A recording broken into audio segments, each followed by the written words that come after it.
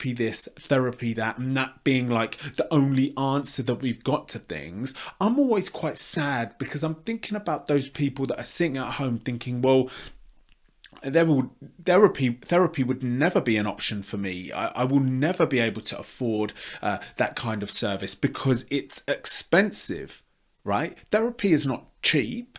And there's enough people living in countries where therapy is not a service that their government give for free. So my point is, what are we going to include in the discussion that gives options for people that therapy is not available to them?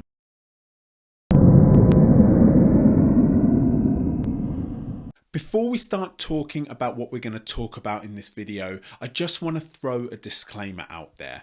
By no means is this any type of advice for you to run your life, and by no means am I a medical professional. I just want to talk about the word therapy. It's the most common question I get asked in the podcasts and interviews that I do. Are you going through therapy? How is your therapy sessions going? And what did you learn from therapy? Now, this is all good, and I am not trying to downplay therapy. I'm going to say that it's an incredible method and technique for people to deal with what they want to deal with in their lives. The problem that I have is not everybody has access to therapy. Not everybody can afford therapy. Not everybody lives in a country where possibly their government provides it as a free service. So when we're always going on about therapy this, therapy that, and that being like the only answer that we've got to things, I'm always quite sad because I'm thinking about those people that are sitting at home thinking, well, therapy would never be an option for me. I will never be able to afford that kind of service because it's expensive, right? Therapy is not cheap. And there's enough people living in countries where therapy is not a service that their government give for free. So my point is, what are we going to include in the discussion that gives options for people that therapy is not available to them? And also, actually, it's not just about talking about whether people can afford it or whether they live in a country where it's a service that the government provide for free. I'm also talking about the people who don't want to sit opposite somebody who they don't know and speak about things that are deep for them or things that are intense for them. Maybe that's not that person's best methods or ways to deal with what they want to deal with in their life, because everybody has a different personality and everybody works in different ways. So let's just add some things to the discussion, please. Seems very one-track minded. It's always therapy. There are many other techniques, I believe, that we can include and that we can use to help us manage life, right? So let's go through a few of those.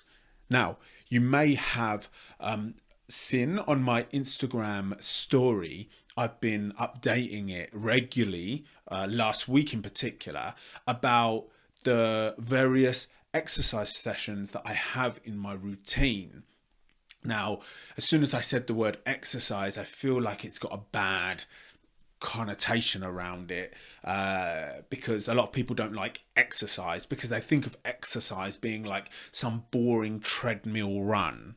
I'm not talking about things like that. I'm just talking about getting your body moving in some way. It could be as light as just a gentle walk in the evening before the TV goes on. It could be just 10 minutes outside. No music, just you, just some time for yourself, just to get your body moving a little, especially if you work in an office and you sit all day. Other things that are in my routines are a gentle light run or jog. Maybe if that's not available to you and you have gyms around you, maybe a lightweight session, or maybe you would be in a position to purchase some light weights for your house so that you could do a little session there. There are plenty of things on YouTube to guide you through routines. Yoga is another one, and just while we're on the subject of yoga, a lot of people say, oh, but I'm not flexible, I wouldn't be good at it. That's not what I believe yoga is about. Yoga is about getting through, taking yourself through the routine and doing the best you can. There are many things. You could pick a sport, you could just pick a routine or exercise off YouTube. What I'm trying to say is, we know for sure that exercise is something that you can do and afterwards it makes you feel good. It makes you look at life from another lens. It makes you feel uplifted about yourself. And for me, that's therapy. And when I say for me it's therapy, I really mean it, right? For me, that's a technique that I use as therapy. But what I actually mean when I say for me that's therapy, I mean, I don't think there's a debate there that that's a form of therapy. We want to feel uplifted about ourselves. We want to feel confident about ourselves. We want to feel better about ourselves. We want to feel in a position where we can address what we need to address in life from a better angle. And I believe exercise is one of those things to help us do that. Next one, journaling.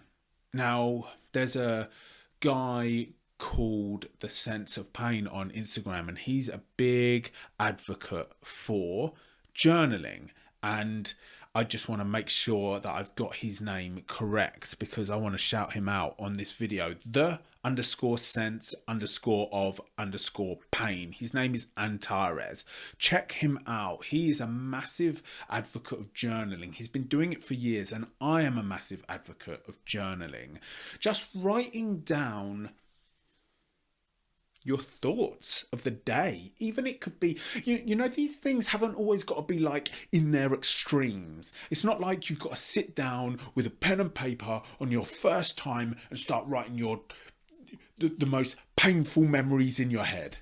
It hasn't got to be like that. Maybe you just start with a diary.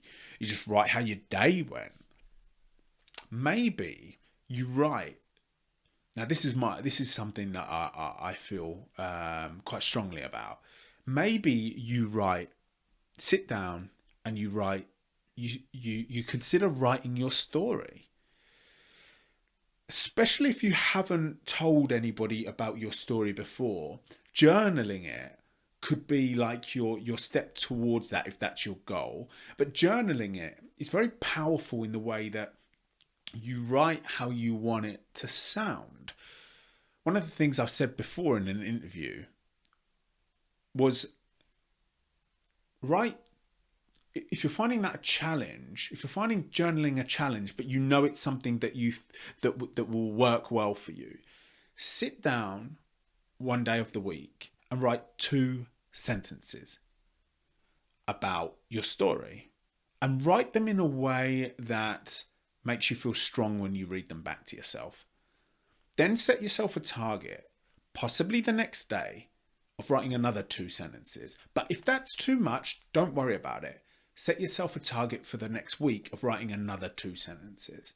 Then as the weeks go by, as the days go by, you start building your story. And with each 2 sentences that you write, that you've written in a way that make you feel strong, you start to build this story that you read back to yourself and you're proud of it. It makes you feel strong. It makes you feel empowered. It makes you feel like you own the story. It doesn't own you. Another great release, another method, I believe, of therapy. And actually that one's fantastic because all you need is a piece of paper and a pen, or you could just do it on your phone if you have a phone, which I'm sure most people do these days. So either or, I'm going to say actually the action of writing with a pen, has its advantages. Let's say that. I believe that. So we got two things there. We got exercise, number one. We got journaling, number two. Now, my third one that I feel is very useful is a sense of community, a sense of friendships. Now, I have mentioned a number of occasions, I feel so fortunate to have a strong group of friends around me. It's one of the main reasons why I believe I managed to become confident in speaking my story and become so open in speaking my stories, because I had that friendship group that I told one person in that friendship group at a time until I told all of my friends, and that was really, really useful and helpful. But again, this is something I'm always thinking about. What about the people that are not so fortunate to have those friendships? Not because they wouldn't be a good friend, because they have been unfortunate to only meet people who are not interested in true friendship. So maybe they've been done over a number of times, or people have been nasty to them, and it's made them think that friends is something that they don't want. I get that. Maybe then you would want to create a community online. And I know people are like, online friends are not true friends. Well, that is not helpful. There are some fantastic communities online. Let me tell you a couple of them. There is a Tell Somebody page, Tell Somebody movement on Facebook and Instagram. And that's a huge page where people are sharing their stories. Now, you may want to follow a page like that. And then you can see that many people are having these experiences as children, or abuse or neglect experiences, and that you're not alone. Let me tell you another one that I think is excellent. There's another one called Why I Didn't Report on Instagram. And that's a very clever one, where people are holding up signs of why they never reported what happened to them. It's another community. Now, these are communities that you can't directly engage with, but if you would like to create something where you can actually type and speak with people, then you can join the Facebook groups. You could just search survivor group, abuse group. You could also join chat rooms and actually talk live to people, and just get a community, have people around you, because when you're lonely, that's not nice. That's not a feeling. That's making you feel lower than you need to be. We're trying to find things that are building ourselves with confidence and uplift and drive and passion, and come on, let's take the life by the scruff of the neck. It's kind of why I've created that Something to Say page. If you haven't seen that, please do check it out. I'm trying to build a community of us there. And I don't want it just only to be survivor stories. I want it also to be professionals working in the field. Maybe they're a child psychologist. Maybe they're a counsellor. Maybe they're a foster carer. Maybe they're a policeman, they're a police worker in the child abuse investigation area, and they can all come on to the Something to Say page and say their bit. Maybe they're a charity worker, but of course, maybe they're a survivor of some type of abuse, and they've got something to say about it. That's why I've created that page, and it's building now. I'm pleased about it. So we've gone through three things there, right? Exercise, journaling, community. Now, I did write some other things down because this is really important to me. It's really important, and I didn't want to miss things off. Let me just quickly go through the list and make sure I've got everything. Okay, there are a couple more things. Just alongside exercise or activity. And again, it's another word that's got bad connotation, but diet, right? You can't expect to be in a good mood when you're eating rubbish. Rubbish in, rubbish out. One of the metaphors that I like to use is, you would never put shit fuel in your car and expect a comfortable ride.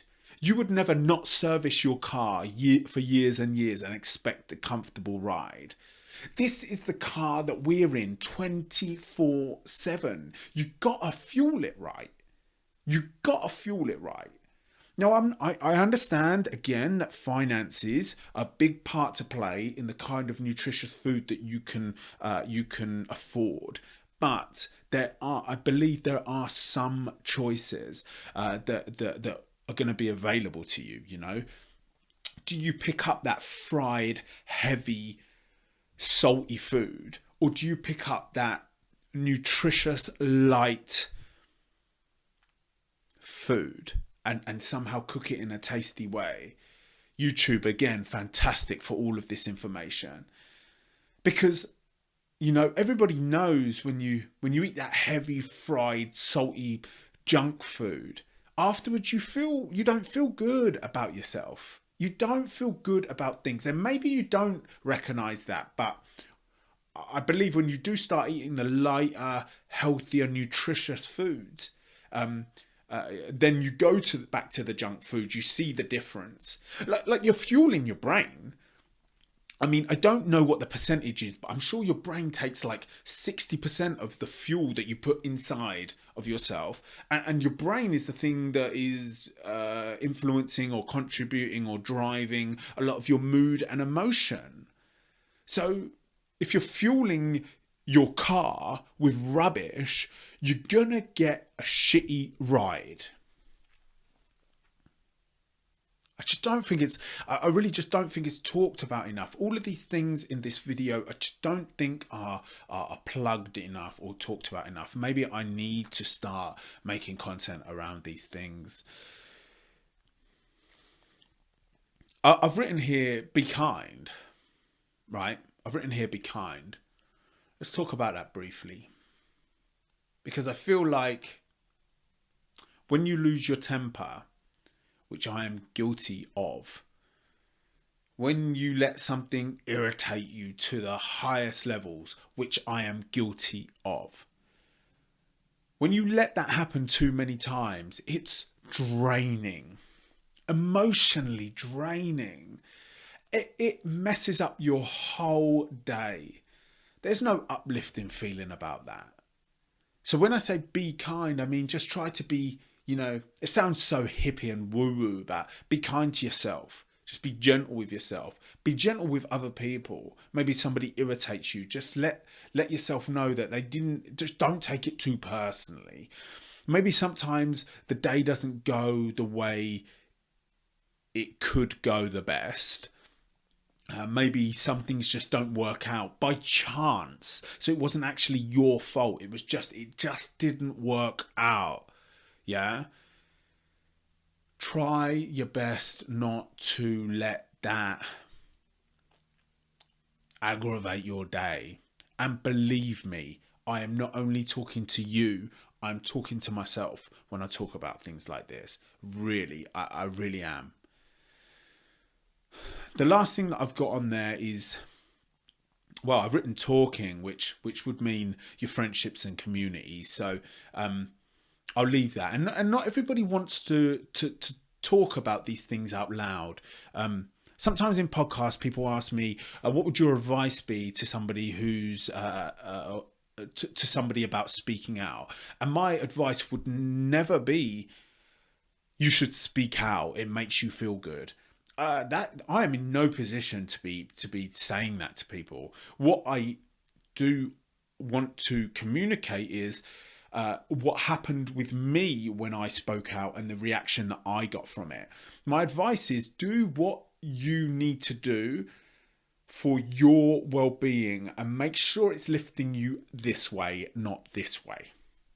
Be careful, be kind, be considerate with how you're feeling. Don't push yourself too far, but do push yourself a little, because, we need to break boundaries. But make sure what you're doing is driving you this way, right?